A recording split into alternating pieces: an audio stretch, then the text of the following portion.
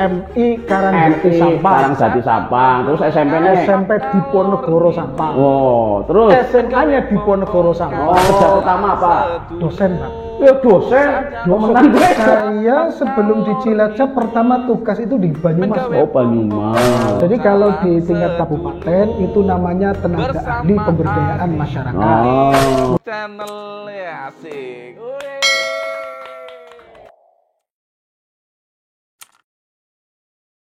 Assalamualaikum warahmatullahi wabarakatuh. Ketemu maning, jumpa lagi dengan saya di Tiwok di Adi Tiwok Channel dalam acara Ngobrol Ngalor Ngidul. Sedulur-dulur, kalau kita nyebut desa yang terbayang dulu ya, desa itu tempatnya kumuh, orangnya masih miskin, keterbelakangan, infrastruktur yang masih amburadul. Tetapi era sekarang desa sudah jauh berbeda. Apalagi dengan adanya Undang-Undang Nomor 6 Tahun 2014 tentang desa, sekarang desa itu menjadi sangat berkembang. Dan salah satu unsur desa menjadi berkembang adalah karena adanya teman-teman pendamping desa. Nah, obrolan ngalor ngidul kali ini saya akan ngobrol dengan salah satu tokoh ataupun sosok yang sangat terkait dengan desa. Langsung saja ngobrol dengan M. Fatikun. Assalamualaikum, Waalaikumsalam. M. Fatikun. Dan nama lengkapnya M. Fatikun SAG MH. Tapi M-nya apa sih ya, Mas? M-nya Muhammad, Pak. Oh, M-nya Muhammad. Tapi tertulisnya kok di KTP M. Fatikun itu pribadi. Nah, jadi riwayatnya begini, Pak. Kalau dulu itu kan belum ada aturan boleh disingkat atau tidak. Oh iya. Jadi di ijazah itu ditulis M. Fatik, oh. M. Fatikun. Iya. Itu sebagai menunjukkan singkatan. Nah, di ijazah mulai dari kawit SD sampai S2 M berarti. M. Ya wis kebanjur kowe ya. Kebanjur. Padahal jane Muhammad ya. Di akte saya Muhammad, Pak. Oh iya. Tapi ora masalah ya, wis Masalah. Oh masalah. Betul. Makanya sekarang nama saya sudah resmi M, nama depan itu M. Oh. Jadi penyebutannya yang tepat itu M spasi Fatikun gitu. Berarti diundang Mr. M ya Uli ya. Ya Mr. M kayak dan James Bond. Ya, ada Mr. M kan ya? Betul. Mr. M ya. Tapi Mas Fatikun itu kelahiran Cilacap, gonggomannya di Cilacap ya? Gonggoman Wetan, Pak. Nggak Wetan ngendi? Sampang. Oh, Sampang. Kemutan Pak Bupati Probo. Oh iya. Sedesa, Pak? Sedesa. Oh, sedesa. Beda gerumbul lah. Oh, beda gerumbul ya. Berarti sekolah kawit SD nang Sampang. SD MI Karangjati Sampang. Karangjati Sampang. Terus SMP-nya SMP Diponegoro Sampang. Oh, terus SMA-nya Diponegoro Sampang. Oh, berarti mau luar negeri ya? Luar negeri. Orang tahu itu sekolah dalam negeri. Nah, saya itu hampir saja dapat hadiah kalau S1-nya di Universitas Diponegoro. Oh. Tapi sayang tidak. Pada bedi Diponegoro. Betul. Iya. Lah SAG-nya dari sekarang itu UIN Wali Songo. Oh, UIN Wali Songo Semarang ya. Terus S2-nya lah nembe wingi. Unsud.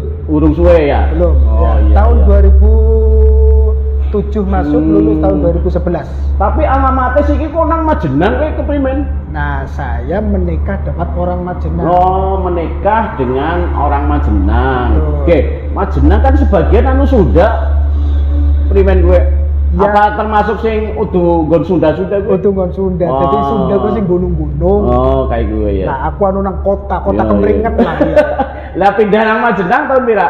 2004. Oh, 2004. Setelah bojo gue ya. Ya, bar bojo terus manggon nang urip nang Majenang. Tapi selet saya bisa bahasa Sunda ya, satik-satik. Urung. Orang-orang adaptasi kan. Lah lingkungannya langka sing Sunda kan. Dadi ini ya orang bisa Sunda. Oh iya. Tapi yang nang pasar akeh sing Sunda ya nang Majenang ya. Ya orang tahu nang pasar. Oh, tahu nang pasar. Iya. Jadi sekarang menetapnya di Majenang ya, dadi wong Majenang lah ya. KTP wis Majenang ya wong kawit 2000 pira iki? 2004. Oh iya. Berarti sekolah nang Sapang tapi terus uli bojo wong Majenang. Jadi sekarang jadi domisili Majenang. Nah, kok terus sejarahnya dadi TA disit Kang awal ke apa langsung jadi TA ya ora, Mbok? Ya enggak. Oh, kerja pertama apa? Dosen, Pak. Ya dosen. Menang gue. Dosen ya. Aduh, mama. Sebelum dosen nang ndi? Universitas Nahdlatul Ulama Al-Ghazali Cilacap. Iya, SAG-ne gue ya. SAG-ne ya. Apa ngumulangnya, Pak? Nanti Pak Kadi kaget lagi kalau saya jelaskan ngumulangnya. Apa? Tafsir. Wih, kaget temenan.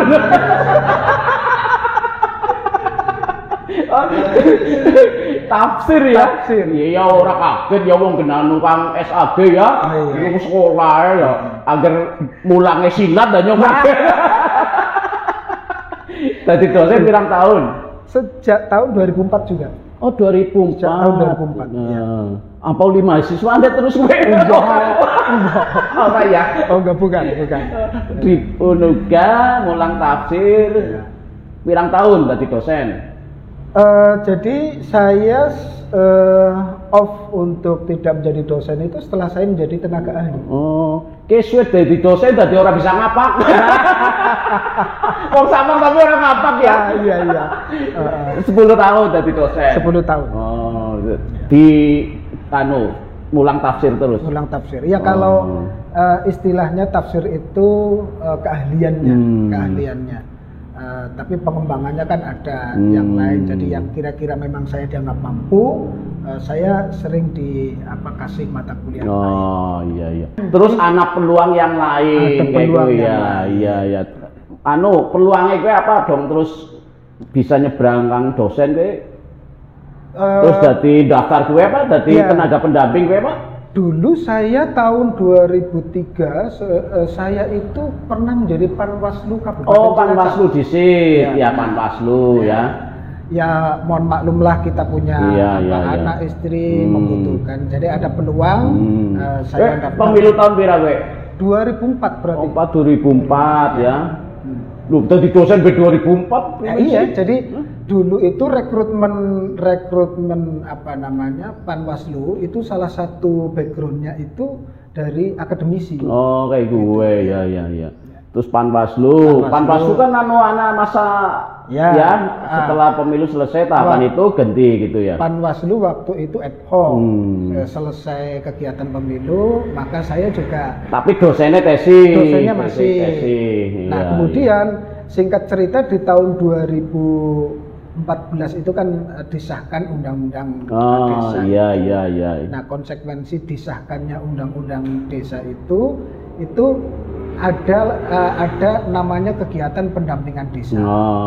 Nah, kemudian karena ada kesempatan sehingga saya mendaftarkan diri sebagai tenaga ahli. Krungune Kang sapa apa kanca-kanca gue? Ya kanca-kanca juga sudah banyak menyampaikan tentang itu. Kemudian dari website juga. Oh iya. Siki apa nang website gitu ya. Betul. Terus daftar.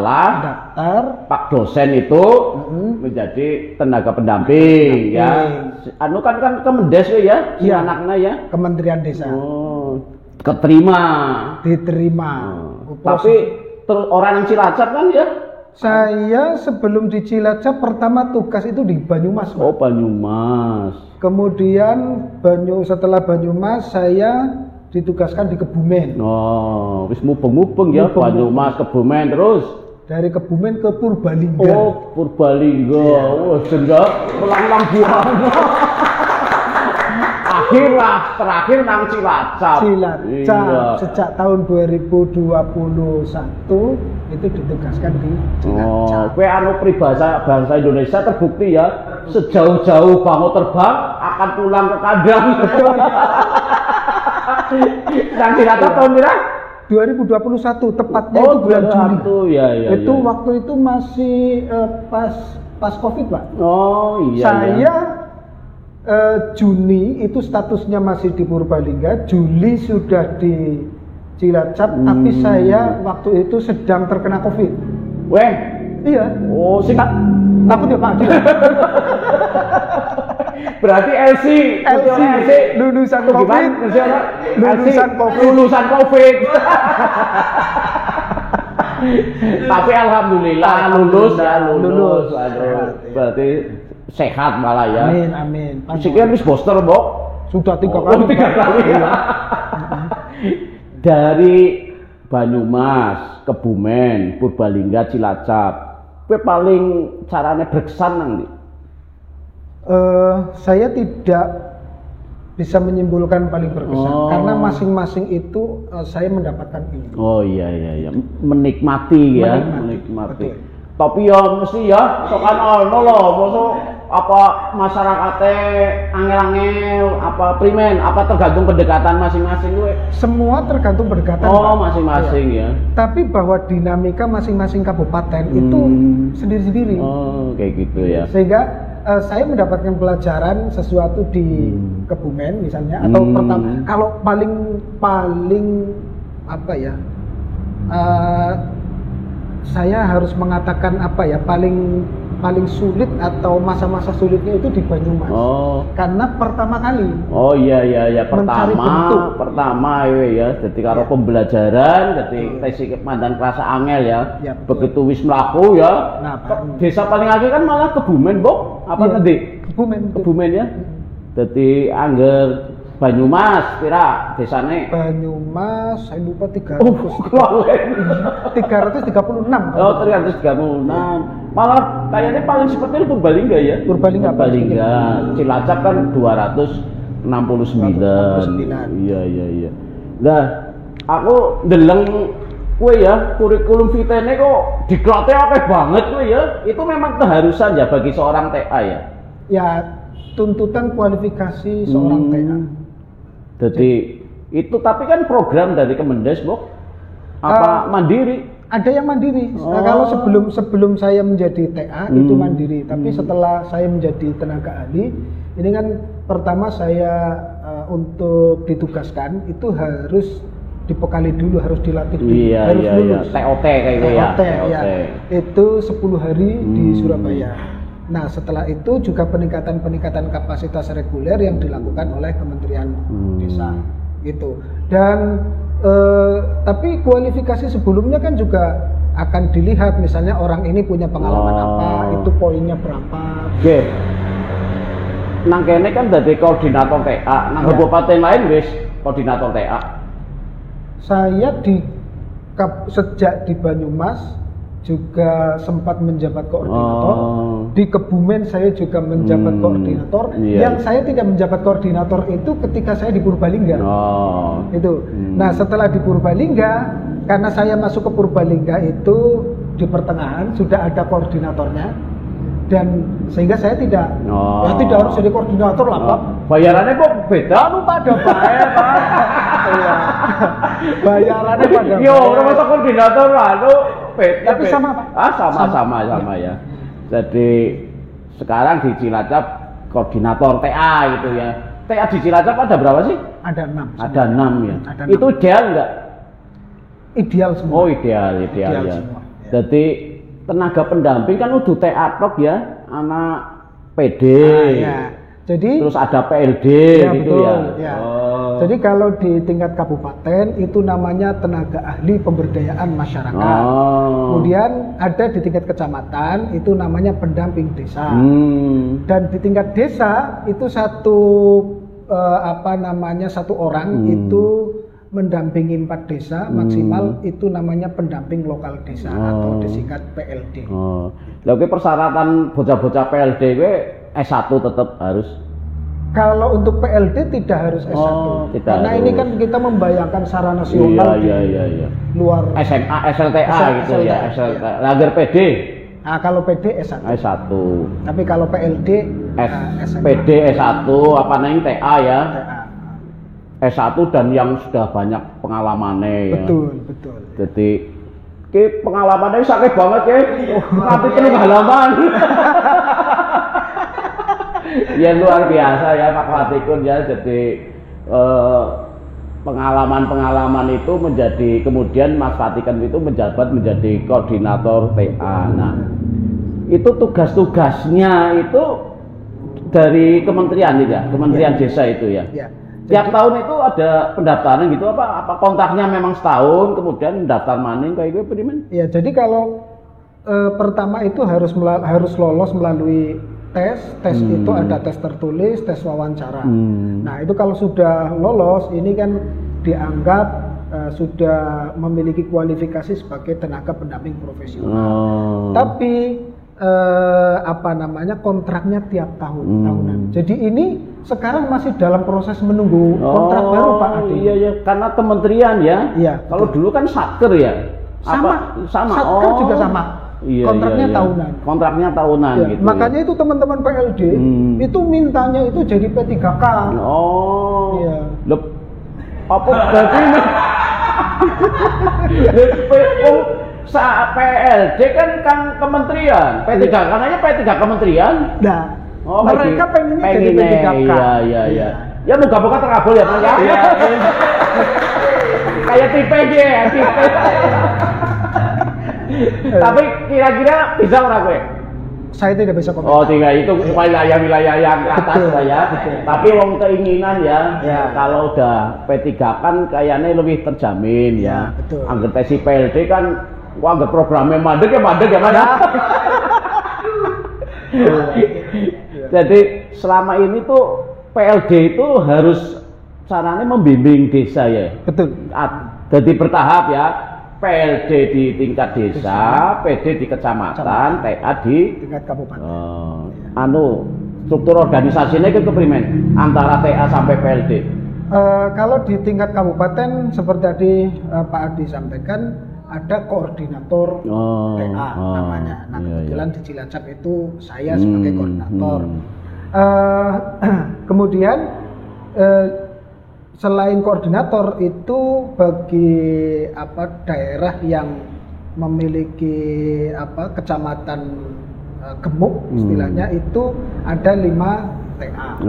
Berarti semua totalnya 6. Saya koordinator dan 5 tenaga ahli. Kemudian di bawahnya itu di tingkat kecamatan itu ada pendamping desa dan salah satu dari mereka itu ada koordinator kecamatan.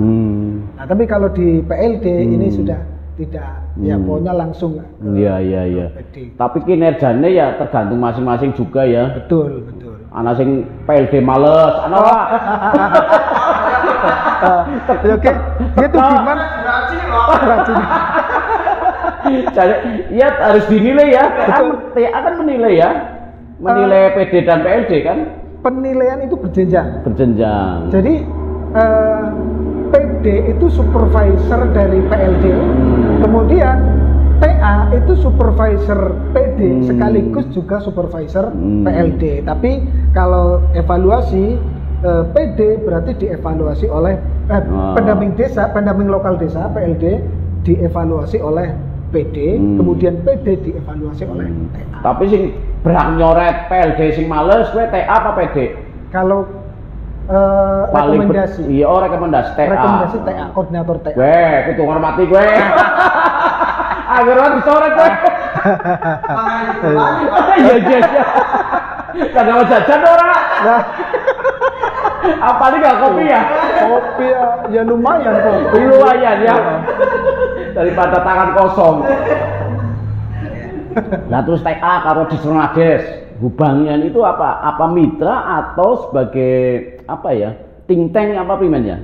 Ya sebetulnya mitra Pak. Mitra. Jadi, ya. Karena pendampingan, prinsipnya kan pendampingan. Leading sektor di tingkat kabupaten terkait dengan pemberdayaan masyarakat dan desa kan Dispermades. Iya. Nah maka TA itu menjadi mitranya Dispermades. Jadi pendampingan ini kan ada kalanya fasilitasi, ada kalanya juga supervisi dan seterusnya. Nah, di tingkat kabupaten kami itu mensupport beberapa konsep yang yang nanti akan menjadi kebijakan. Karena TA gue lebih nguasai aturan-aturan ya, harus karena wong jenenge tenaga ahli, agar orang ahli ya tenaga tidak ahli. Itu kudu konsekuensinya loh ya. Kalau sebuah konsekuensi ya Pak Adi.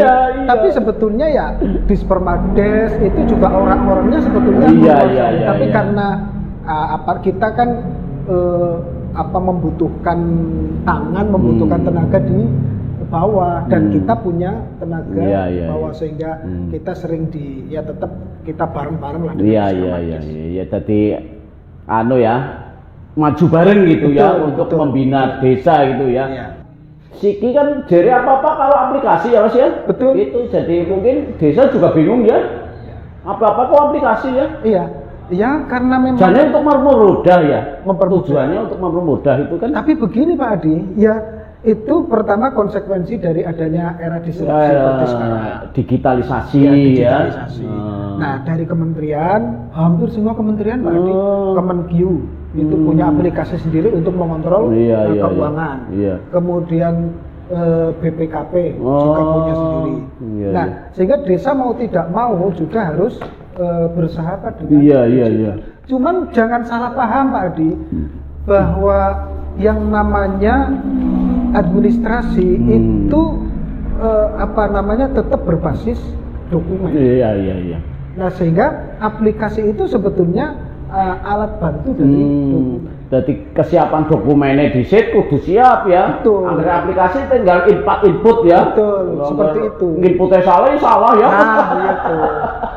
Iya. Jadi moga-moga dengan era digitalisasi ini, dengan pendampingan dari TA, teman-teman PD, PLD ya, desa bisa ngikuti ya. Jadi karena tuntutan itu ya. Jadi ono sik kan ono desa cerdas. Banyak sekali program banget lah ya. Ya wis kayane masalah desa ya wis cukup lah ya. Jadi siki organisasine Mas Fatikun ke ana sing menarik bagi saya ini. Apa itu, yang mana itu? Ikatan Seni Hadroh Indonesia Nahdlatul Ulama. Posisi Akwan. Kayak apa gue? Akwan ini pertimbangan. Majelis pertimbangan. Seni Hadroh jangan tuh kan teplak itu. Boleh pembinaannya ya. Saya pembina. Oh pembina. Akwan gue pembina. Ujarku sing kae nyekel tidur sing gede. Iya. Yang kepret ya. Tes aktif sampai sekarang. Oh iya. Ya Hadroh itu kan sekarang sangat menjamur, berkembang. Dan itu di Nahdlatul Ulama itu sejak dulu memang sudah ada Ishari. Ini wilayah kabupaten apa di kalau desanya? Saya provinsi. Oh, provinsi Pak. Menjadi tepuk tangan. Hadroh provinsi. Ya selevel dengan Pak Ganjar.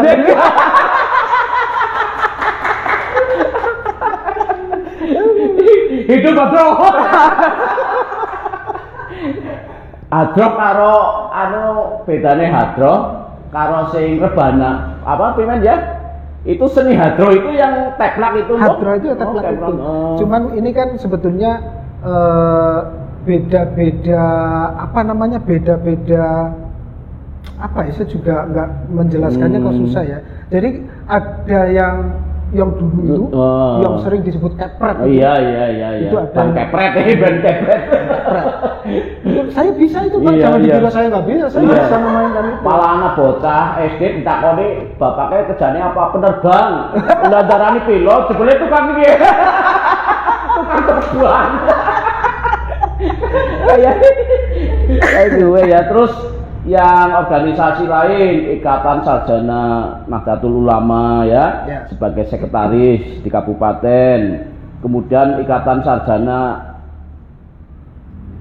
pengurus cabang Nahdlatul Ulama. Wah, akeh banget ya. Itu memang salah satu sisi hobi Mas Fatikun ya, berorganisasi ya.